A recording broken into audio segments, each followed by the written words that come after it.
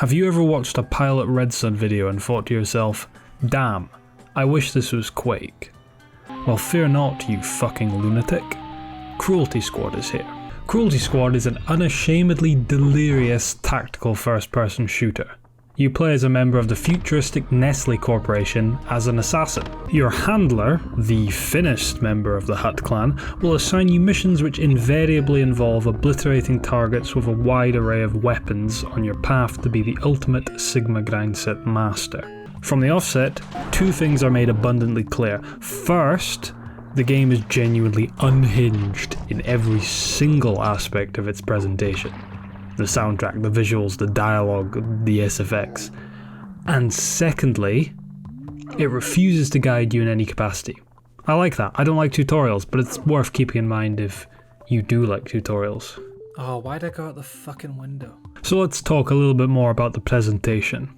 I recently played a shooter called Hyperdemon, which while on the surface appears to be a cluttered mess, is actually very intelligent and deliberate in its design, using colour coding and silhouettes to streamline gameplay. Cruelty Squad is not that. It's colourful and gruesome because it can be. And it's very entertaining. I love surrealism and dreamlike art, and this game embodies that perfectly. I mean, if you replaced the game's visuals with ones more akin to Quake or Painkiller and kept everything else the same, it would massively detract from the experience. They successfully keep you engaged. They help keep things unique and interesting, despite the levels being quite similar under the surface, and they even provide the odd moment of liminal beauty. Now, the soundtrack leans a little more into the disturbing side of things. It's deliberately grating and honestly served to make me feel more uneasy than anything else in the game.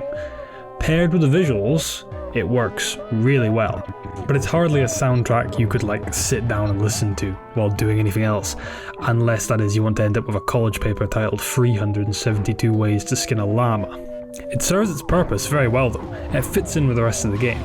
You could hardly play fucking Swan Lake over it, could you? Then there's the dialogue.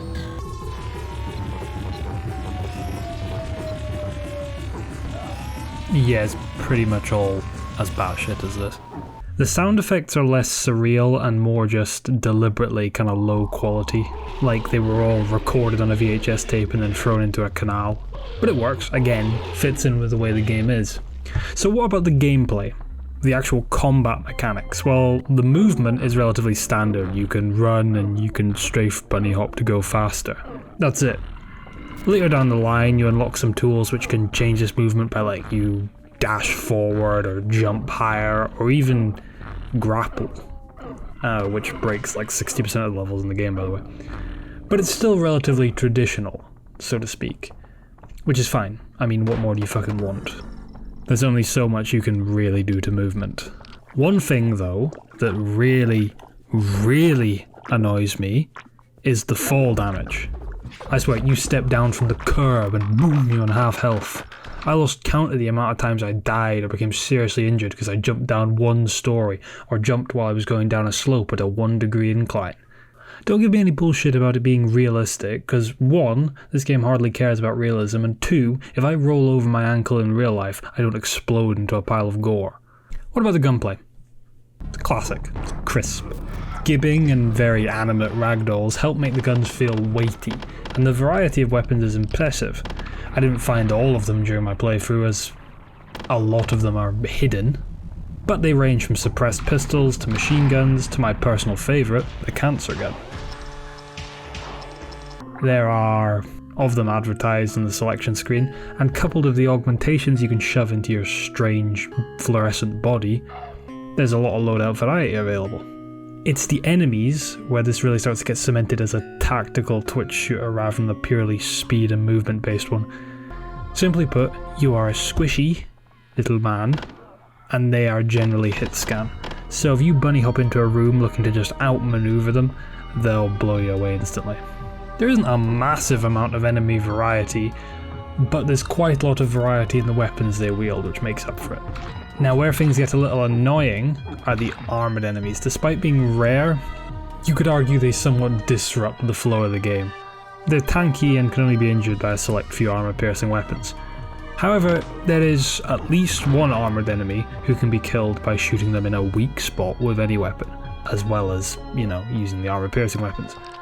And honestly, I would have liked to see more of the armoured enemies have a weakness in this vein, where it requires sort of a different approach, rather than just being, yeah, you have to use one of these weapons. Now, meagre townsfolk, let me introduce you to some of the overarching concepts of the gameplay. The missions. They're non-linear, they're very explorable, but at the same time, they're very speedrunnable. The objectives are the centre of the level, but there are lots of side buildings and little rooms and shortcuts, and an abundance of harmless civilians to use as target practice. You're encouraged to be as fast as possible, as this increases your mission rank and payout. However, many items and secrets are locked behind exploration, and this game, in the vein of a lot of old school shooters, has secret levels. Unlike most old games with secret levels though, these levels are actually required to unlock some of the kind of end game stuff and actually quote unquote win. But the long and short of it is, the levels feel very alive, mostly due to the civilians, but also due to the fact that there's a lot of stuff there which doesn't care about your objective, it's just there because it is. Other mechanics include a unique difficulty system which is based upon various factors, including you dying or items you've interacted with. No doubt you'll shift between these difficulties on accident relatively often. Or you could do what I did and accidentally enable the semi-secret hardest difficulty by touching a bad item, and because this doesn't change when you die like the other difficulties, I had to complete a good portion of the game's later levels in it.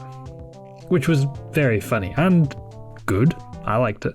Initially, it feels like you're just being thrown for a fucking pinball machine, but the more you get into it, the more you start to understand the flow of it.